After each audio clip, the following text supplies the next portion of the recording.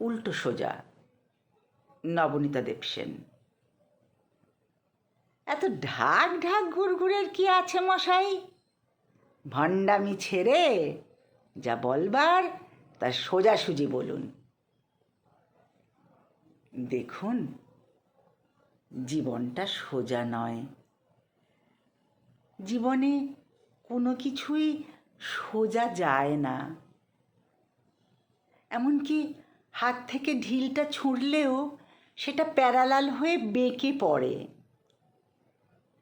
একটা গাছ, সেও সূর্যের দিকে প্রথমেই সিধে ওঠে না,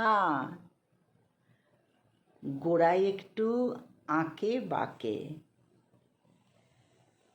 তাল, নারকোল, খেজুর টেজুর দু একখানা পাম জাতীয় একল সেরে উচ্চাকাঙ্ক্ষী উদ্ভিদ ভিন্ন,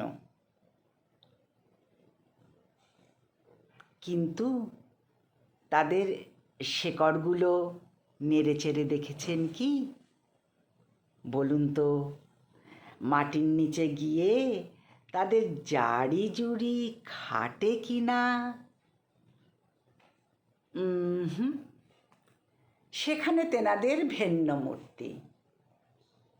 নদীর কথা বাদই দিচ্ছি, এই আপনাদের মহোদয় সমুদ্রের কথাটাই ধরুন। একখানা ঢেউ কি সে সিধে পাঠায়? আর এই পূজ্যপাদ্য হিমালয়, তার কোনখানটা সোজা মশাই? তুচ্ছ বাতাস, ঈশ্বরের ফুঁ, কোনোটাই খুব সোজা যায় কি? ক্ষণে ক্ষণে দিক পাল্টায়।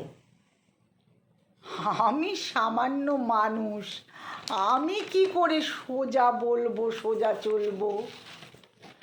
হাঁটতে গেলে ডান পাটা একটু ডাইনে হেলে পড়ে, বাঁ পাখান বাঁয়ে হেলে যায়। সেই ছোটবেলা থেকে ঢের চেষ্টা করে দেখেছি মশাই, কিছুতেই নাকের সোজাসুজি হাঁটতে পারিনে। একে কি আপনি ভণ্ডামি বলবেন? আমাকে কি বলবেন দুমুখ সাপ? দেখুন দাদা, দুটো জিনিসই কেবল সোজাসুজি যায়, আকাশ ফুঁড়ে বৃষ্টি